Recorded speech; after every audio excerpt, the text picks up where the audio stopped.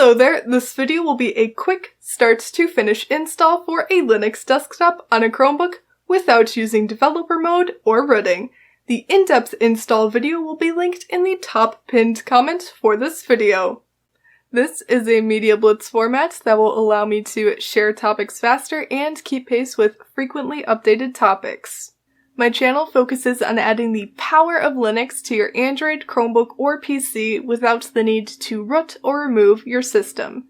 Additionally, I cover cross-platform topics. My playlists are available from the homepage on my YouTube channel and are organized by operating system and cross-platform topics. To make it easier to follow along with my videos, I include the full written instructions in the pinned comment. So if you scroll down to the comments of the current video you are watching now, you will see the top pinned comment containing the written instructions. To see the whole comment, click on Read More. Any updates will be noted at the top of the pinned comment. Note that you can copy and paste the notes into a text file like I have here with the mousepad text editor.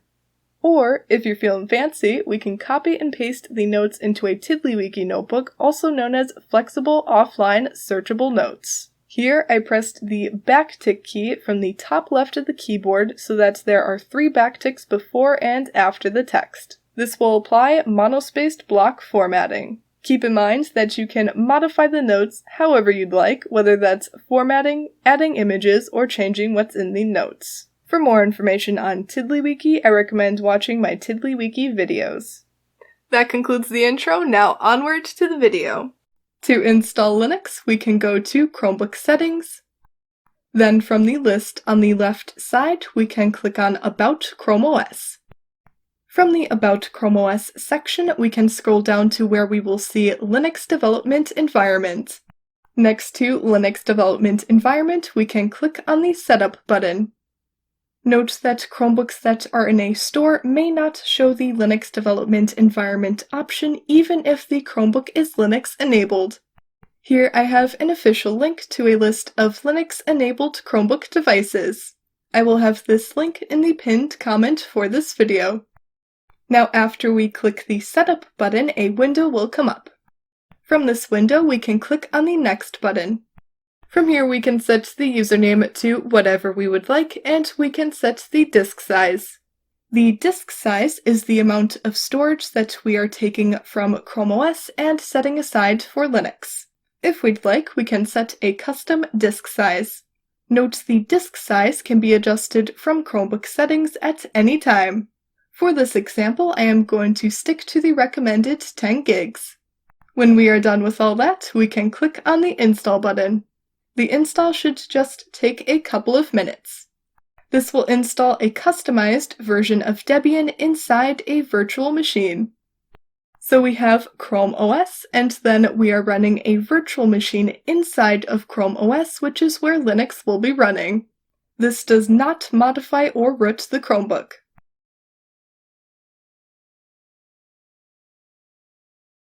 When the install is done, a terminal app will open. From the bottom ChromeOS shelf, we can see what the terminal app icon looks like. If we go to the ChromeOS launcher menu from the bottom left, we'll see a new group of apps named Linux Apps. This contains the terminal app. Note the terminal app can be moved out of the Linux Apps group. Now if we go back to the terminal app, we may see a note. The note is temporary and it will go away on its own after the first few startups. If we want, we can pin the terminal app to the bottom ChromeOS shelf so that it stays in the bottom shelf even if we close the terminal app. To do that, we can right-click the terminal app from the bottom shelf. Note a right-click on a Chromebook is a 2-finger click on the mousepad. Here we can select Pin. So now the terminal app will stay on the bottom shelf. To make it easier to see what we are doing in the terminal, we can temporarily increase the font size by doing Ctrl+ on our keyboard. To temporarily decrease the font size, we can do Ctrl-. To clear the terminal, we can do Ctrl-L on our keyboard. Now that's much better. Now for our first command, we are going to type in cat /etc/os-release. To execute the command, we can press Enter. This command will show the Linux distro we are using. Currently, by default, the distro is Debian and the version is 13, which can also be referred to as Trixie. Next, we are going to update. First, we can execute sudo space apt space update space -y. This will update the software index list. The -y at the end gets rid of the extra step of confirming that we want to update.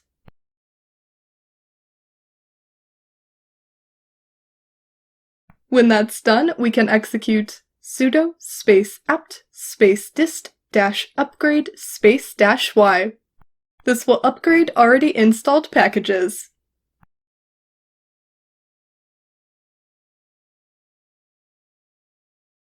Now we are going to do 3 installs.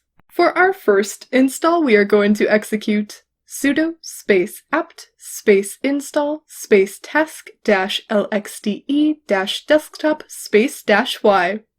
For this video, we are using the LXDE desktop. Other desktops will be covered in future videos.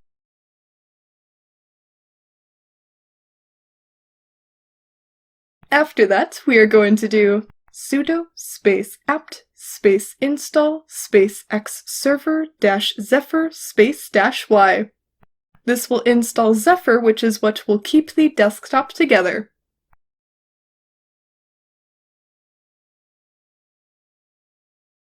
Finally, for our last install, we can do sudo space apt space install space nano space -y. This will install the nano text editor. This may already be installed, so if nothing happens, that's okay. Now to launch the desktop, we are going to create a Go script. To do that, we can execute sudo space nano space /usr/bin/gol. This will use the nano text editor to create a file named gol in the /usr/bin file path. Gol stands for Go LXDE. From here, for the first line, we are going to type in Zephyr starting with a capital X, space -br, space -fullscreen, space -resizable, space :20, space ampersand. Note resizable is purposely spelled wrong with an extra E in the middle. This line will start up Zephyr, which again will keep the desktop together. The ampersand at the end of the line will run the command in the background. For the next line, we are going to type in sleep space 5. This will give some time for Zephyr to start up. Lastly, for the final line, we will type in all capital letters, display $:20 space, then in lowercase letters, start LXDE space ampersand. This line is going to start the LXDE desktop. Now that we have created the script, we can press Enter once more out of good practice, and then we can do Ctrl-O, Enter, and Ctrl-X to save the file and exit nano. After that, we can execute sudo space chmod space +x space /usr/bin/gol. This will make the gol script executable so that we can use it. Before we use the gol script, we need to add Xorg support when bash is launched, since it is not supported by default. To do that, we can first execute ls space -a. This will list all the files, including hidden files. Hidden files are files and folders that start with a dot in their name. Among the files, we should see a file named .profile. To edit the file, we are going to execute nano space .profile. This will open .profile with the nano text editor. From this file, we are going to go all the way down to the end. At the end of the file on a new line, we are going to type sommelier space -X space --glamour space bash. This will start bash with Xorg support. When we are done adding that, we can press Enter once more out of good practice, and then we can do Ctrl-O, Enter, and Ctrl-X to save the file and exit nano. Now to have the change take effect, we can reboot Linux. To do that, we can right-click the terminal app from the bottom shelf. Again, a right-click on a Chromebook is a 2-finger click on the mousepad. Here we can select Shutdown Linux. Once Linux has shut down, then from the terminal app we can click on Penguin to start Linux back up.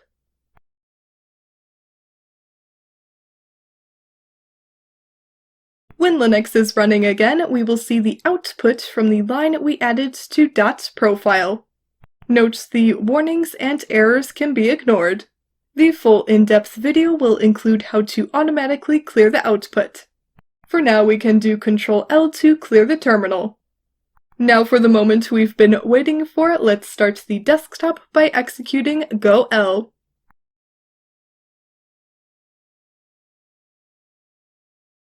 Note the PID error window can be ignored and we can just close it. So now we are running a Linux desktop on a Chromebook. Pretty cool, right? From the bottom ChromeOS shelf, we can see there's another window which is our Linux desktop.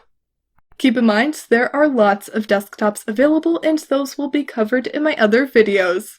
The LXDE desktop is a lightweight, easy to configure desktop. Most elements can be configured by simply right-clicking.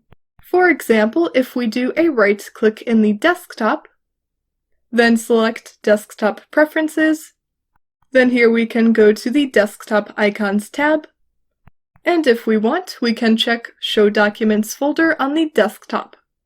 Once we've done that, the Documents folder will appear on the desktop. When we are done with that, we can click the Close button.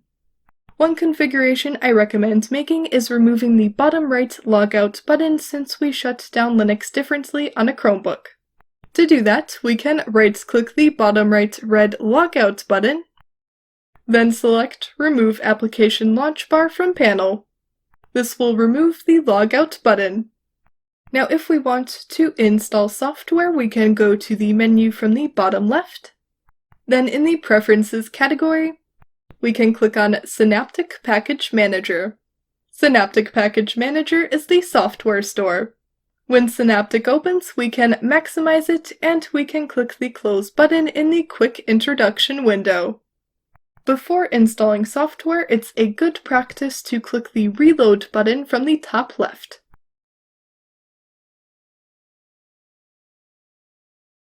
When that's done, we can then search for software by clicking the Search button from the top right. Here we can search for software using keywords or specific package names.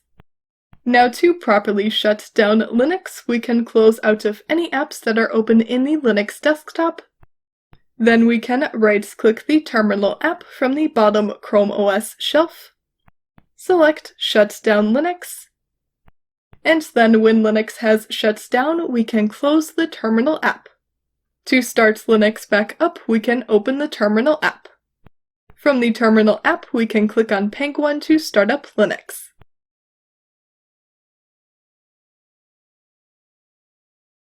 When Linux starts up, we can execute Go-L to start the desktop again.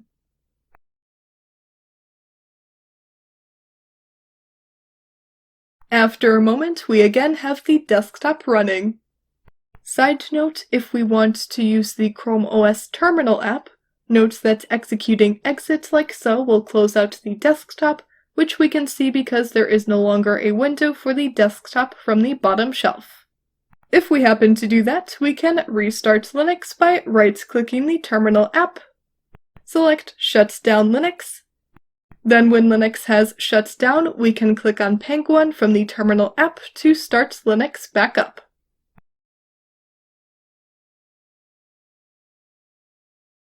After that, we can again execute Go-L to start the desktop.